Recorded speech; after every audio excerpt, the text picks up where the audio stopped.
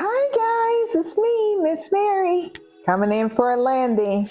And I got a special guest today, and he's in town, so I thought I'd just share him with you guys.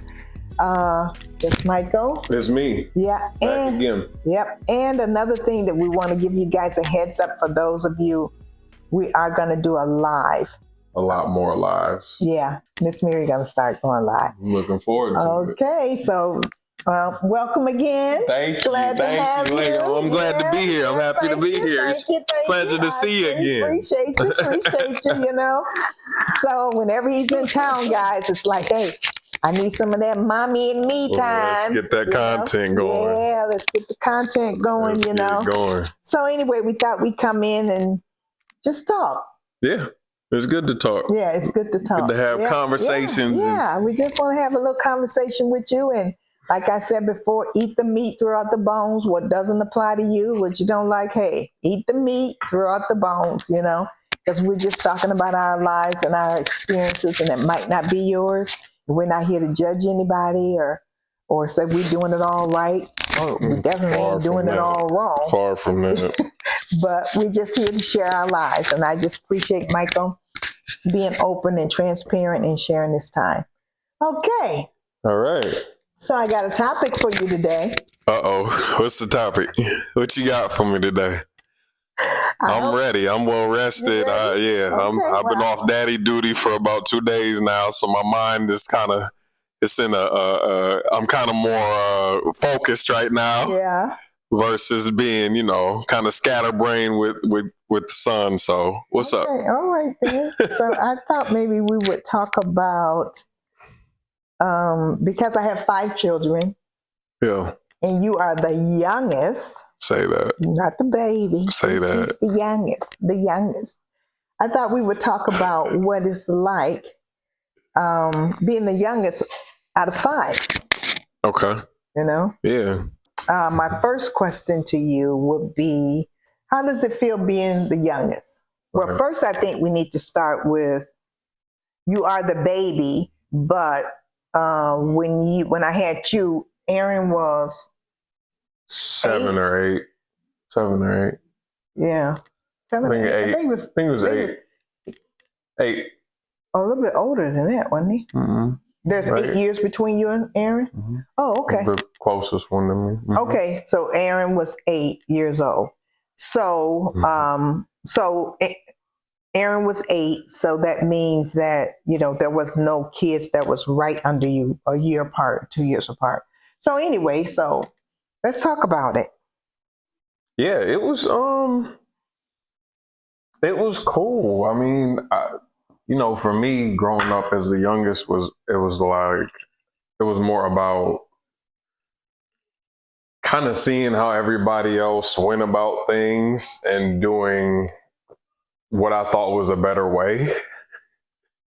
So what I mean is, like, a lot of times I saw, my brothers and sisters do certain things, and if I saw that my mom's reaction to it wasn't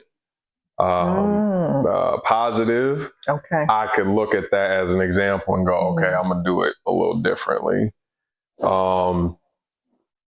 So there was that. There was always a lot of the good thing about being the youngest is that, like, I never had issues with anybody in the family because I'm the youngest. So everybody kind of, for better or for worse, looks at me as the youngest. And so I never really had any, I was never the subject of anything. Everybody kind of just looked out for me.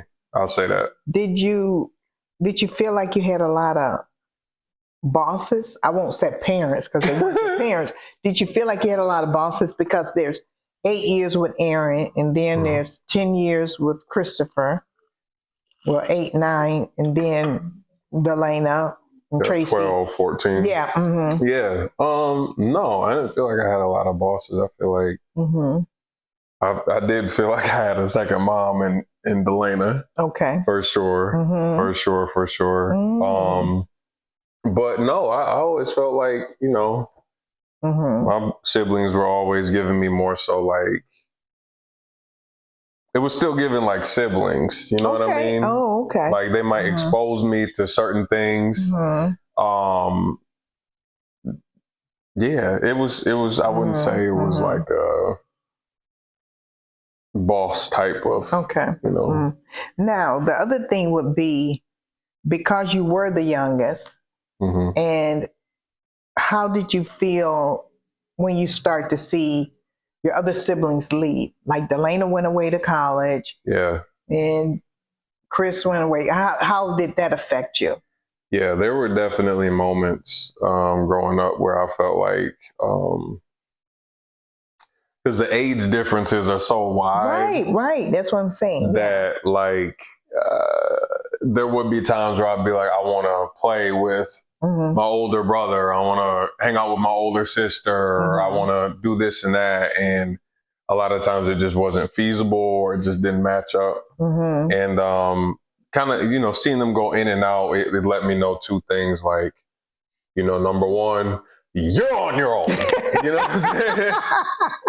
You got to figure this out. You better find you some friends, people your age, because, you know, people come in and out or whatever. So, yeah, like, you know, I said it, but it's true. Like, I really had to kind of find my own way. Yeah. And, you know, trek my own path. So, when they were leaving. Oh, yeah, I felt abandoned. Oh, that's what I was going to say. Oh, you did feel abandoned? Yeah, for sure. Okay, yeah. Because it's like, y'all are here, and remember it like it's my childhood. Right. So they're teenagers at this point and like young adults. So they're living their lives. I'm a child though. So when you know what I mean? If your brother and sister is living with you and then they're gone, it can feel like abandonment to a child from a child POV. Right. But as a, you know, as an adult, obviously now I know they were just living their lives as teenagers and young adults. Like, so did you feel like that you got exposed to things too because they were older too? I mean, like, I remember one incident that's coming to mind is I think when Tracy took you to U of M. Did you feel like you got exposed I definitely to things a lot younger, or 100%? And I think that that's why I'm so like calm now. Like I feel like a lot of people my age, I'm gonna tell y'all my age, I'm in my 30s. A lot of people my age, I feel like, have conversations where they're like, I miss my 20s. I miss this and that. Like after they've had kids or gotten a serious relationship or whatever. And they miss that youth. Like, I don't miss that phase of my life. You don't? No, because I did so much early on. Okay. And then in my 20s too, like I was exposed. Like I drove a car when I was like 10, y'all. She don't know this. What car did you drive? What my car was it? No, I promise. So I, you know, like that, I was, you know, going to, like hanging out with Tracy on University of Michigan's campus. I was exposed to campus life when I was like, I might have been 12, 13. And like we went to like a step show, like a Black Student Union show. And like, I was around the campus. I got to engage with the students, the food, the culture of the campus, right? So I got exposed to college early. I told you driving. So being the baby, being the youngest, being the youngest exposed you to some things. They exposed me to a lot. That maybe if you had siblings your age, like 2 years younger and stuff like that, they would have probably been more on your level. 100%. You know what I mean? So do you feel like you grew up pretty fast? Because did you feel like you had to act like an adult because you were with them and they were older, so you couldn't be, you know what I'm saying? 100%. Like if you're with your sister or your brother and they're 18, you're not, and you're 10. 10. You're not acting like you're 10. Absolutely not. Yeah, no, because then you wouldn't be able to hang out with them Yeah. a second time. So yeah, Okay. I was definitely Mature. acting more mature, and Okay. and that translated too, even like when it came to my friends and stuff. Like one of my best friends in the neighborhood that I grew up in was 4 years older than me. Me and him were thick as thieves. Yeah. You know what I mean? But I credit that to having grown up with older siblings. Yeah. Okay. And so I always kind of was more mature. Even I used to come home from school sometime and tell you too, like, the kids in my class are just so immature. Yeah, like I feel so much more mature and this and that. And that's not to say that I wasn't acting like a 10-year-old and I wasn't being, but like at times I had moments where I was like, I shouldn't be in this 4th grade class. I should be with the 7th graders, or I should be with, you know, just because I felt like I had to be more mature. And then also, I was diagnosed with a chronic illness at 7 years old too. So that also kind of, certain life events will force you to grow up a lot faster than what you would have. That kind of forced me into this this mindset that I had to be independent at that early of an age. And that's not, I'll say it's not normal for a 7-year-old to feel like they need to be independent. Right. But that was kind of what was, that was my life. So that also, I think, attributed to me feeling like I had to be more mature because I did have to. Yeah. Yeah. You have to know how to take care of yourself and stuff. I think when I think about, and let me piggyback off of that real quick too. Okay. So what I mean is, when it comes to my choices, so I was diagnosed with this illness. In the back of my head, I'm always thinking about that illness. So if I was 13 and my friends were like, let's drink a beer, I'm thinking in the back of my head, I don't know how my body's going to react to me drinking this beer with this chronic illness. So I need to think about that before I just decide to drink this beer at 13. Or I need to consider, you know, my friends are all riding their bikes or whatever. Like they're all going to go to 7-Eleven and ride their bikes back home. I need to consider how my body is going to react. The energy. Am I going to have the energy to ride my bike down there, talk, hang out, and then ride it back? You know. So did it, and with that, did it make you like say, you know, no, I'm not going to go, or would you go? Yeah, sometimes I think you would just size it up. I think I always had some type of backup plan. Okay. I feel like I always had some type of backup plan. So like I might throw a snack in my bag before I go and throw a backpack on before we ride our bikes. Or I might, you know, say, you know, when we get here, suggest to the group, let's get some food, or, you know what I mean? Just to make sure. I always felt like I had something so that I would never be the reason for the group not having fun or not doing whatever it was we set out to accomplish. Because I'm thinking about a time when I realized that you were very mature. And I'm trying to think, how old were you? It was when you were in karate. So anywhere from 10 to 14. It was, so I don't think you weren't 14. Yeah. So it was, well, you weren't 14, I know that. But I think you had just passed one of the tests. But it wasn't, I don't think you had your black belt at that time. Yeah. But you had, Tracy and Aaron had came, and we were going out to dinner. Do you remember this? Oh, yeah. And we went out to dinner to celebrate you. We went to Mongolian barbecue. To celebrate you.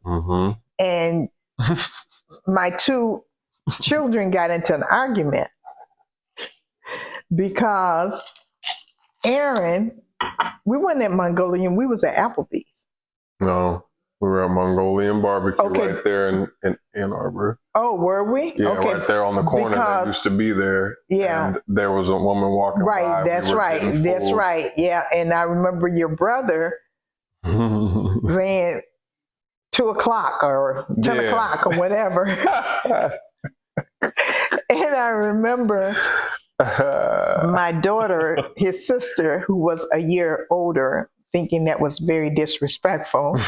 But my son was just being a guy. Being a guy. Basically. And my daughter was being a girl. Trying to bond with his brother over an attractive young lady who happened to walk by as well. Yeah, like, and for me, I remember, and I told the kids, I said, if you guys don't settle down, we're gonna leave, and I'm gonna leave y'all with the bill.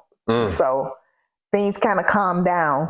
But once they left, and it was you and me, and I asked you, I said, Michael, first of all, I apologize. I said, I want to apologize for your siblings. But this is what happens when you have adult siblings.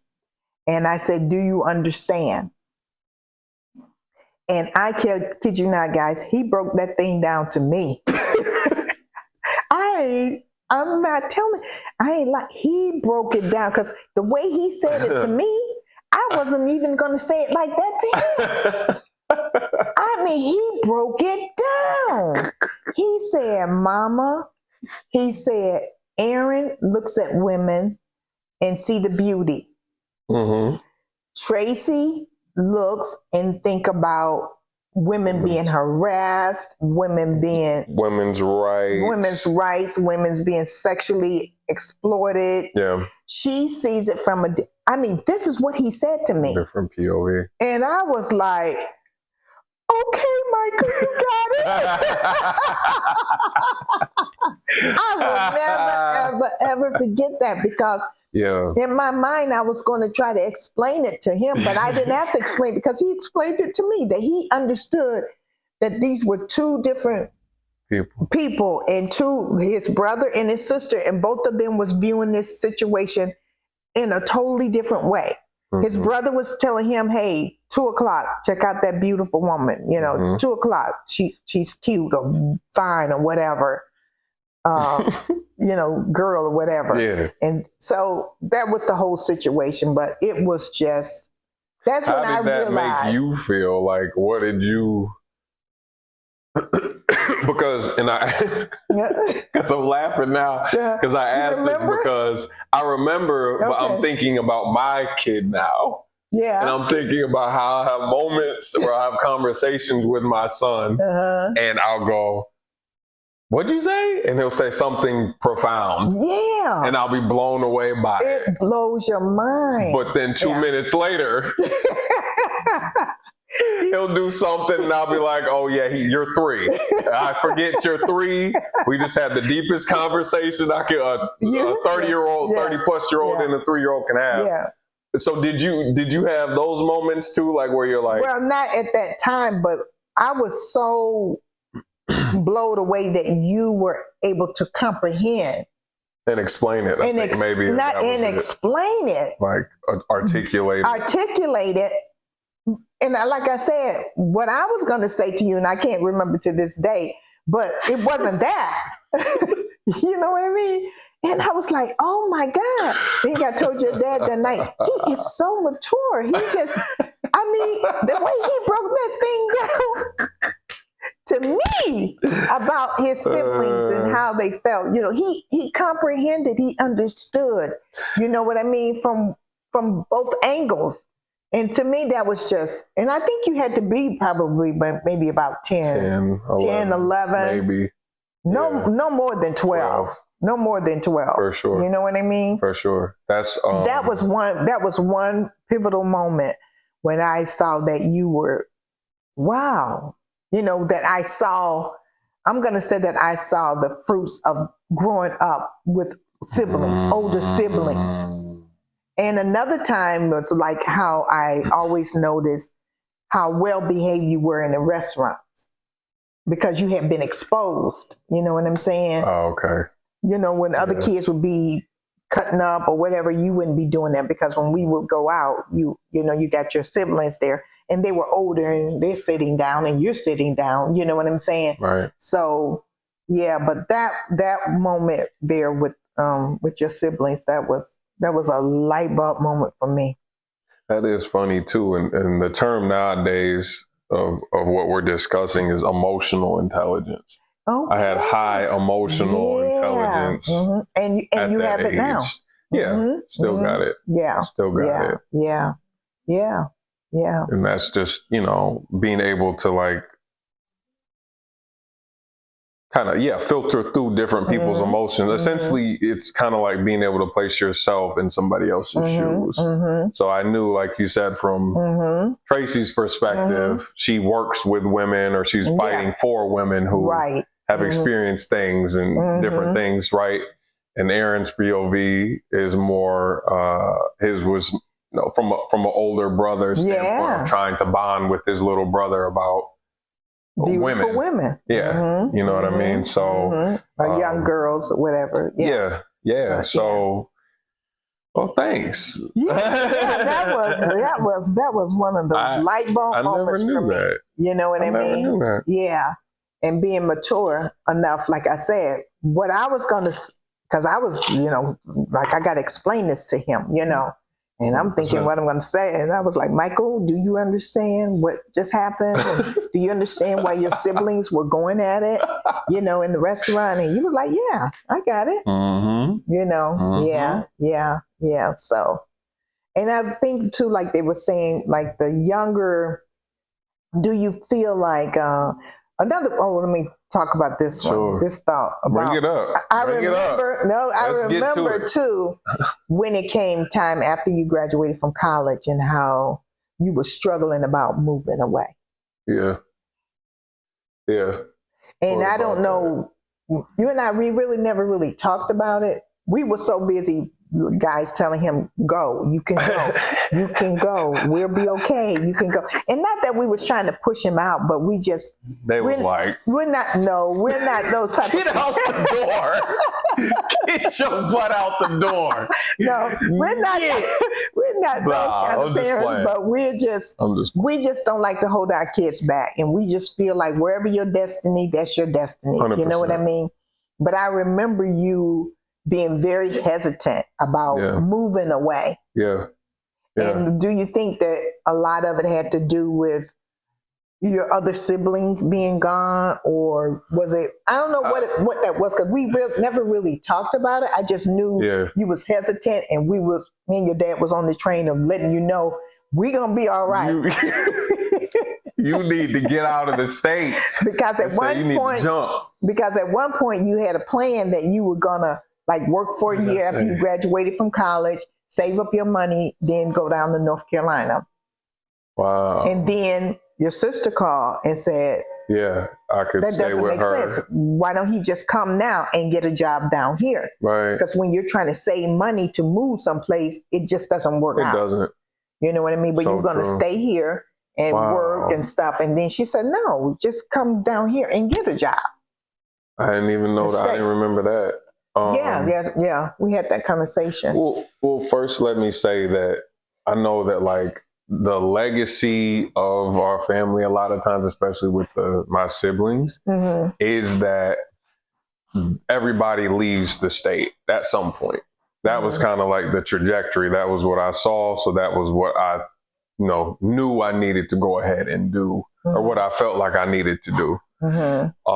So I think that I already knew in my head, like that was what was coming.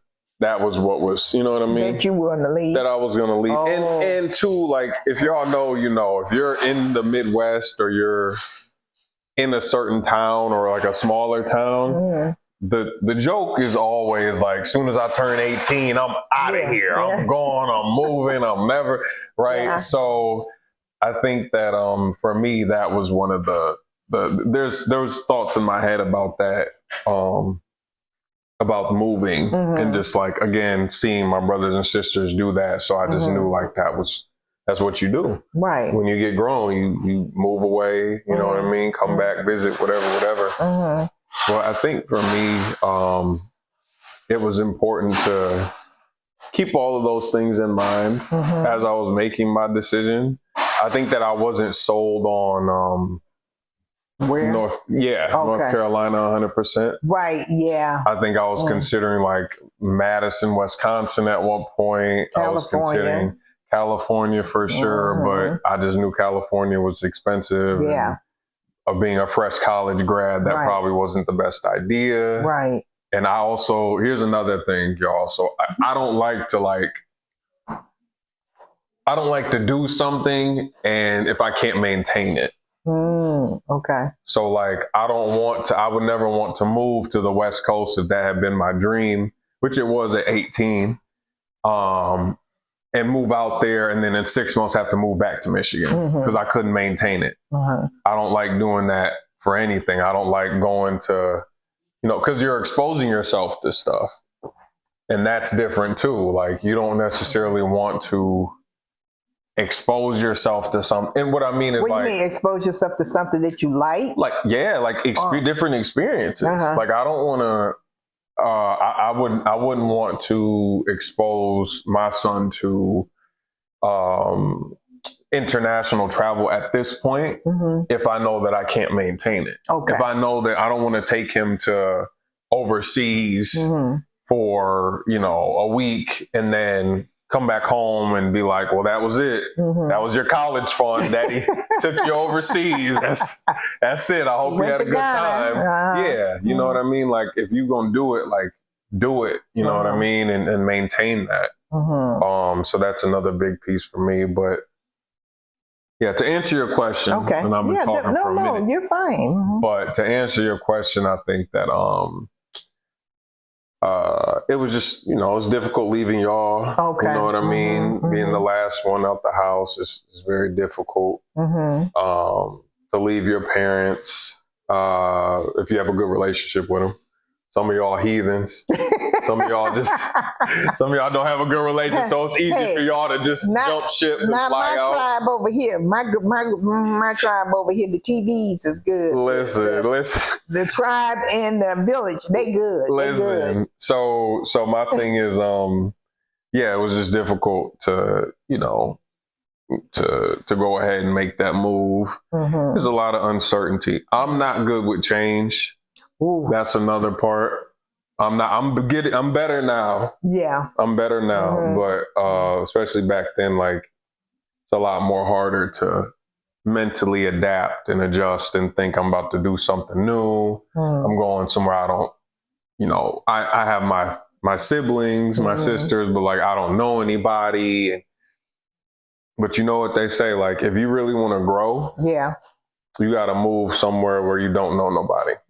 You got to place yourself in an environment where you kind of have to figure things out or you have to flourish. And that's what I did. I moved to North Carolina with my college degree. And that's it. And my sister and my mom and my dad's blessing, and that's really it. And I didn't have a car. I didn't have a job. I had a place to stay, but that was about it. And I had the clothes on my back. Right. And I got a bike. I started going to the gym. Well, he called, guys. Let's tell the bike. He called and said, Mom, Dad, I need a car. I don't have a car. How am I going to get a job? Goodness. I told him, we're going to get you some wheels. And we got him a bike and we sent him to Walmart. Go to Walmart, pick it up. And he got a bike. And that was a blessing, you told us. That was a great blessing. It was a great blessing, right? Yeah. The bike was great. Because what happened when you had the bike? What did it expose you? It exposed me to the city. So when I first moved to North Carolina, I lived in Durham, and it was a lot different than what it looks like now for y'all. Like, if I said the name Durham to anybody when I first moved there, people would look at me kind of crazy, like, you live in Durham. Durham is not a bad place. It's not a bad place. But anyway, so what it did was I could explore the city because I wasn't super far from downtown. So I would ride my bike, and I didn't have a job. So I'm just like, I set a routine for myself. I'm going to ride my bike around. I'm going to take some pictures. I'm going to figure out the roads in the city. So when I do get my car, I know where I'm going. I'm very familiar. And that turned into me riding my bike to a Planet Fitness that was like 5 miles away. Wow. So I used to ride my bike. I used to wake up, brush my teeth, wash my face, shower, ride my bike to Planet Fitness 5 miles, work out, ride my bike back, eat lunch. And it's hot there. Summertime. Yeah, because I moved there in the summer. Like September. I moved there in, yeah. Yeah. You know what I'm saying? Well, I think it was September. It was. Mm-hmm. So it exposed me. Riding that bicycle exposed me to the culture of the city. I got to see things that you can't see. So I see like artwork, murals, things of that sort. So yeah. And so with that bike, you were able to really learn your way around. 100%. Yeah. 100%. What about you? How did you, when you moved here, when you moved from Lansing, I'll say, yeah. How did you kind of navigate or figure out the city? Because she's not there now, so I can say the name. Ypsilanti, right? Yeah. Ipsy. Like, how did you navigate and kind of find out Ipsy? That was a challenge because I was divorced and I had the kids. I had 4 kids and I was divorced. So, and I didn't have a car. I think I bought Aunt Mary and Uncle Edward's car. They had an older car and I bought it from them. Wow. So I had a car, but the hard part about that was I moved with no friends and no family, nobody, just nobody. And to the point that it was like, it was very hard. I believe it. Because you didn't even know, you don't know what side of town is good, what side of town is bad. You know what I mean? I just had to trust God that it all worked out. You know what I mean? Only for when I met his dad told me, you live in the hood. You on the wrong side. And I'm like, what? Yeah, over there. He's like, oh, you in a bad area. And I'm like, well, nothing never bad. It never happened to me. But a lot of times I found that it's something that your brother said, Aaron said. A lot of times, if you're involved in those types of things, you know what I'm saying? Like it might have been a bad environment, a bad side of town. Yeah. But thank God, nobody never messed with us. My kids didn't get hurt. I didn't get hurt or anything like that. But I wasn't hanging out. I wasn't partying. I wasn't exposing myself, you know what I mean, to the people who were doing those types of things, you 100%. know, and stuff like that. And even my neighbor next door was a older couple. And they respected me. You know what I mean? They would keep an eye out for the kids and me. Wow. You know what I mean? They were really good. Their name were Ben and Edith, and they both passed on now. But but that was a challenge. You know what I'm saying? 100%. Especially like with you was just you. Yeah. You know what I'm saying? So trying to maneuver around and get around and stuff, you know. But it's something about life experience. So that experience, if you had to redo it, would you say, I would have preferred to have had a car? Or I'm really glad that I had that bike? No, because what it does is I'm really glad I had the bike because that was I'd say the peak of my physical, like working out. Wow. Physically, I felt like that was my total peak. You couldn't tell me nothing as far as my endurance and my strength training and you know what I mean? Yeah, if you ride 5 miles. Bikes to the gym, works out hard and then bikes back home. Right. Like in the heat of North Carolina. Yeah. You couldn't tell me nothing. And you was doing that for what? Because it took you the whole summer. It took me like 3 months to get a car. And to get a job. And so, if I had to do it all over again, I'd start with the bike again. Because like I said, it exposed me to so many different things. I got to, it's also like, even with that, there's like different cultures, you know what I mean? That you wouldn't know. Like if you've had a car your whole life, you don't know, like there is like bike culture. Like there's bike shops you can go to and there's people in there that can tell you everything about this Schwinn bike. They can tell you every type of tire that you need. They can tell you why the spokes don't line up on something. Like you're exposed to. Because I remember, I think you said that you had a flat or something one time, didn't you? I was going down a hill. Okay, going down a hill. Let me check the timer. Let me check the timer before I get into this story. Okay. It was like, I'm like, hit the ground. My inner tube sitting next to me.